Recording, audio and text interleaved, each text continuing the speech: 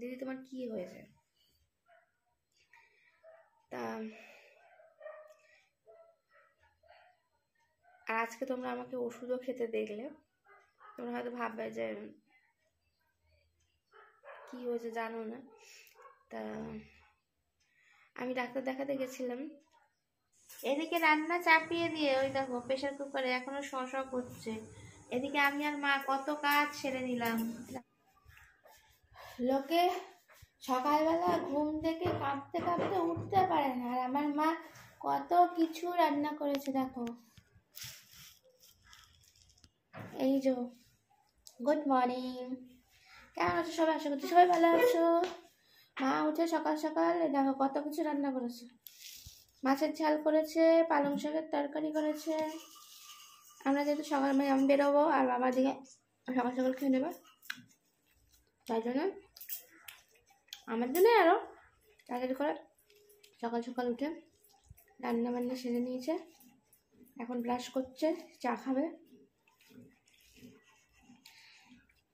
ঠান্ডা কমে গেলেও এমনি সারাদিন ঠান্ডা কিন্তু একদমই লাগছে না, কিন্তু ভোরবেলা সত্যি কথা বলতে কম্বল ছেড়ে উঠতে ইচ্ছা করছে না, রাতের দিকটা বেশ ভালো ঠান্ডা রয়েছে।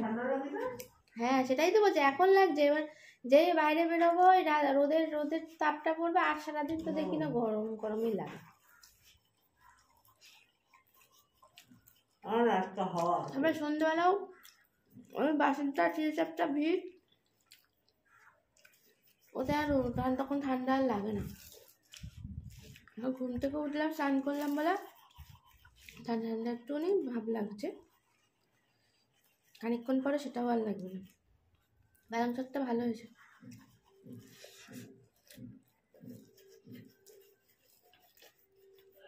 আজকে নিরামিষ পালং শাক করেছে, অন্যদিন নয় কুচো চিংড়ি বা চিংড়ি মাছ থাকলে, বড় চিংড়ি যাই থাকুক যায়, আর মাছের তেল থাকলে আর কি। মাছের তেল আর নেই, মাছের মাথা কিন্তু রয়েছে, মনে করে ফেলবে, নাহলে পরে বেরিয়েছি দেরি হলে খেতে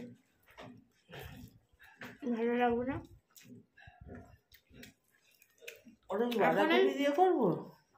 যাই এই এখন আর কদিন পালং শাকটা খেয়ে নাও, তারপর তো আর বাজারে বেশ এমনি শীষ পালং বেরিয়ে যাচ্ছে। এবার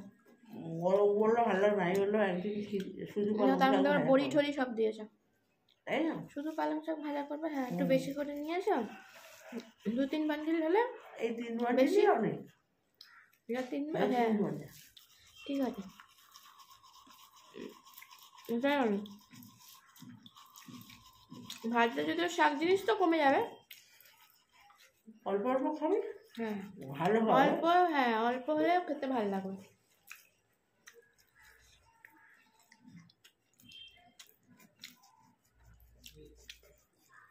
গুড ইভিনিং, বাড়ি এসে গেছি, এসে স্নানও কমপ্লিট হয়ে গেছে গরম জলে।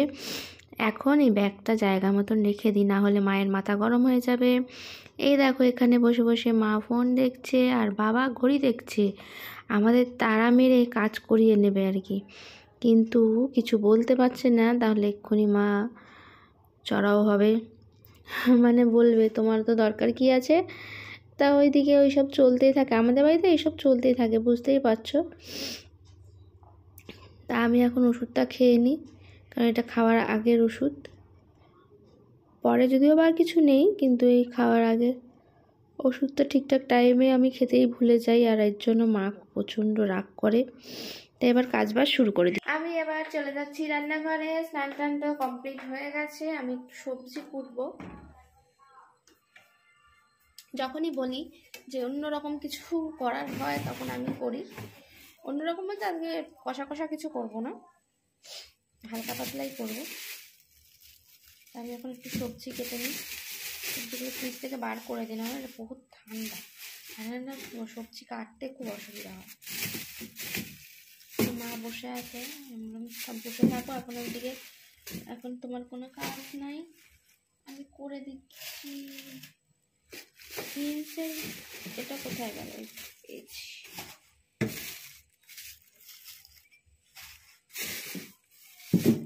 সেগুলো কেটে কেটে নিই, আজকে কি রান্না করবি তার জন্য একটু সবজি কেটে কুটে রাখার ইচ্ছা আছে, দেখা যাক। একটু টমেটো লাগবে, টমটম টমটম নিয়ে নিলাম। কাঁচা লঙ্কাটা কোথায় রেখেছি? দেখো কত ধনে পাতাগুলো নষ্ট হচ্ছে। দেখো এক প্যাকেট ধনে পাতা। ধরে পাতা বলেছিলাম মাকে বড়া করতে, মনেই নেই। অবশ্য আমিও কদিন একটু অসুবিধা হচ্ছে বলে দেখো এ আবার হুইসেল মারতে আরম্ভ করে দিয়েছে। আমার একটু মানে এদিক ওদিক খাওয়া দাওয়া গন্ডগোল হচ্ছে বলে, ওর জন্য মা আবার বড়া ফড়া খাবার নাম শুনলে এক্ষুনি ভামাস করে রেখে যাবে। এদিকে মার আটা মাটা মাখা সব হয়ে গেছে, দেখো তারও দেখিয়ে দিচ্ছি। এরকম মায়ের আটা মাখা হয়ে গেছে, আটা মেখে অলরেডি রেখে দিয়েছে। এখন করব না, গরম গরম রুটি। আমাদের তো সব গরম গরম খাওয়ার লোক আমরা। আমি যেহেতু আমি বেশি পছন্দ করি, আমি আর মা দুজনে একটু গরম গরম রুটি খেতে পছন্দ করি। ওর জন্য এখন মা বললো আগে তরকারিটা করে নিই, তারপরে রুটি করবে। এখানে সবজিটা কাটতে বসে যাই। ও মা কালকে কি রান্না করবে বলো? সবজি কাটতে বসো।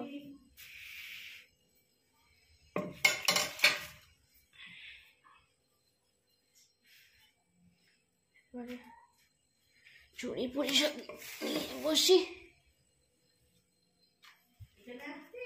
না না এখানে কাটবো।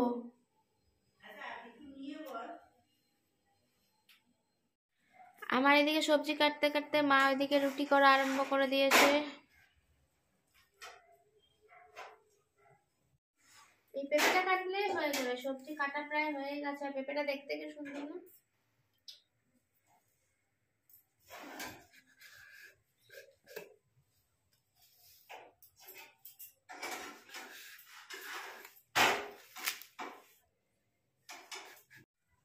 কালকে একটু ভাতে দেবে, কেটে রাখবো। হ্যাঁ হ্যাঁ তোমার মতো।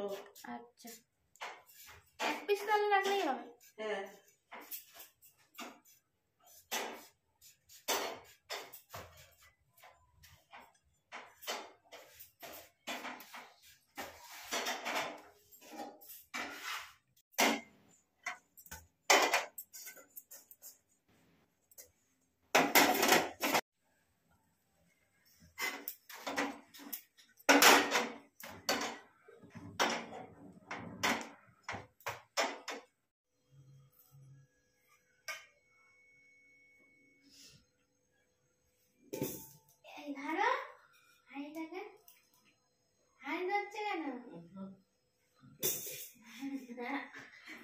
কি কায়দা কায়দা হচ্ছে। আমার সবজি কাটা কমপ্লিট হয়ে গেছে, এবার আমি করতে আরম্ভ করে দিই। রাত্রি হয়ে গেল। এটা কি আটা বেশি হয়ে গেল? দাও তুলে দিই ফ্রিজে। এদিকে রান্না চাপিয়ে দিয়ে ওই দেখো প্রেশার কুকারে এখনো শ করছে। এদিকে আমি আর মা কত কাজ সেরে নিলাম। দেখো এক ঝুড়ি শাক বেছে ফেললাম।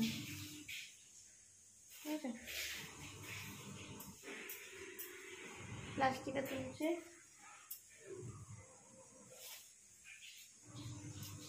এটাও তো একটা বড় কাজ নাকি বলতো, শাক বাছা। তাকে এবার ধুতে হবে, তারপরে কেটে রাখতে হবে, তাহলে মা সকালবেলা করতে পারবে।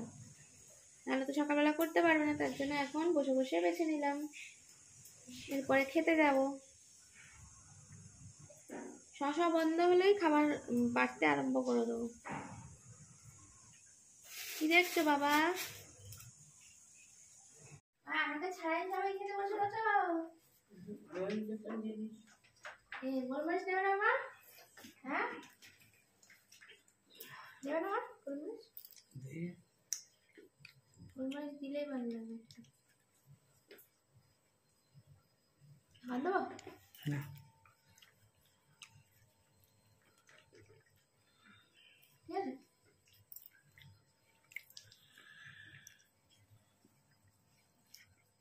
চিকেন স্টু নিয়ে বসে পড়েছি।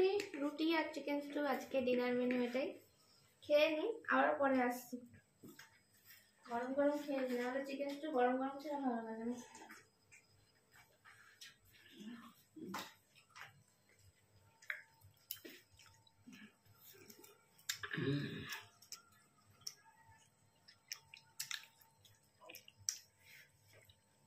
চামচ করে ভালো লাগতো নিয়ে আসবো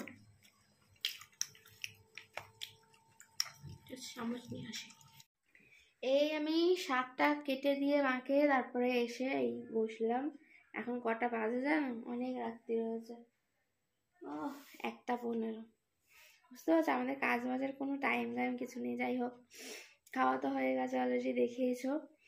আর যেহেতু অনেকে তোমরা রিকোয়েস্ট করেছিলে যে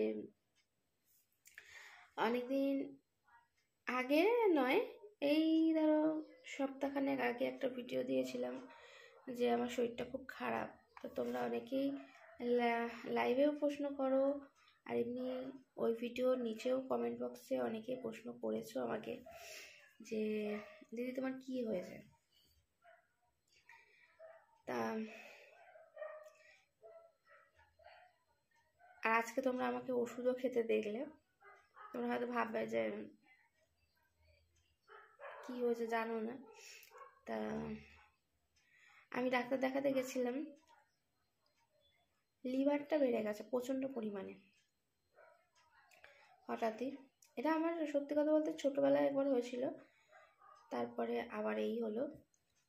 লিভারটা প্রচণ্ড পরিমাণে বেড়ে গেছে, কিন্তু আমার নিজের দোষেই নিজে কেমন সমস্যায় পড়ি দেখো।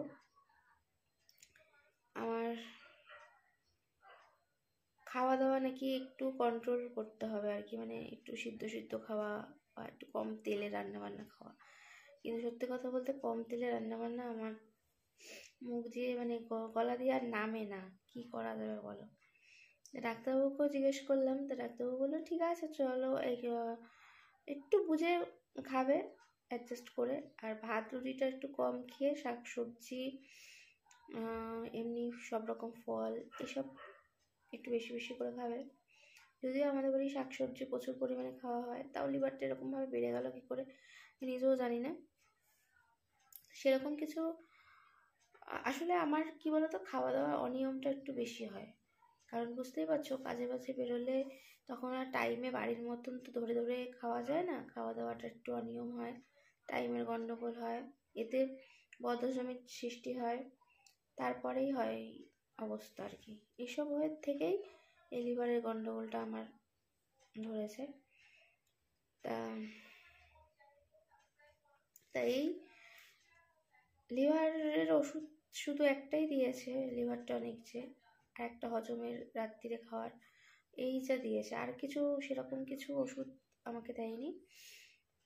খাওয়ার মধ্যে এইসবই বলেছে। তাই জন্য আজকে ভাবলাম যে একটু কষা কষা রান্না তো সবসময়ই খাই, তাই মাকে বললাম যে চিকেন স্টুটা করি, তাহলে শরীরটাও ভালো থাকবে আর একটু কম তেল মশলাও খাওয়া যাবে। চিকেন স্টুটা একটু গরম গরম খাওয়া হয় বলে ওটা খাওয়া যায় দেখবে, কিন্তু আর অন্য তরকারি